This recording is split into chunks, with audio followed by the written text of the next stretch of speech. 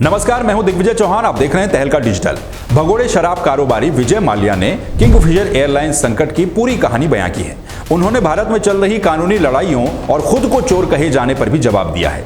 एक podcast interview में माल्या ने कहा है कि मैं चोर नहीं हूं, मैंने चोरी नहीं की है। उन्होंने तत्कालीन वित्त मंत्री प्रणब मुखर्जी पर भी निशाना साधा। विजय माल्या के पॉडकास्ट इंटरव्यू की मुख्य बातें क्या हैं, वो मैं आपको बताता हूं। आप मुझे भगोड़ा कह सकते हैं, चोर नहीं।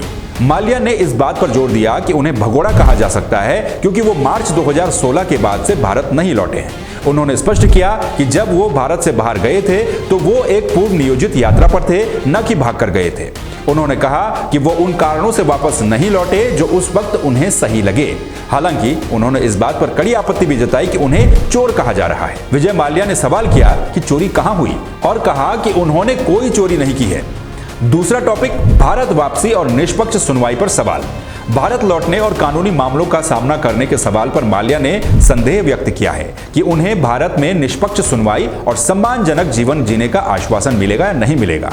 उन्होंने कहा, मुझे पता है ऐसा नहीं होगा। उन्होंने कहा कि यदि उन्हें निष्पक्षता का आश्वासन दिया जाता है तो वो भारत लौटने के बारे में गंभीरता से सोचेंगे। माल्या ने अपने प्रत्यार्पण के खिलाफ ब्रिटेन में चल रहे एक अन्य मामले का हवाला दिया जिसमें यूके हाईकोर्ट ऑफ अपील ने भारतीयों की हिरासत की स्थितियों को मानवाधिकारों पर यूरोपीय सम्मेलन के अनुच्छेद 3 का उल्लंघन बताया था।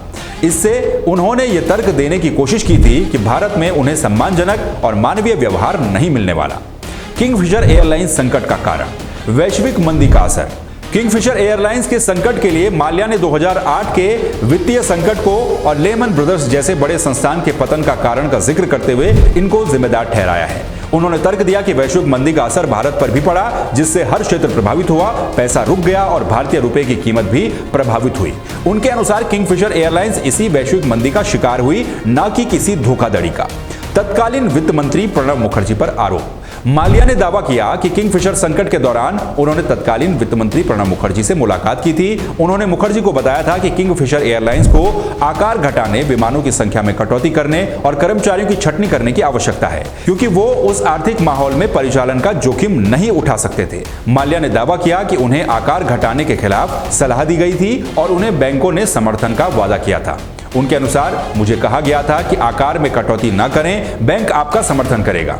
इस तरह से यह तब शुरू हुआ। हालांकि अंततः किंगफिशर एयरलाइंस को अपनी सभी उड़ानें निलंबित करने के लिए मजबूर होना पड़ा था।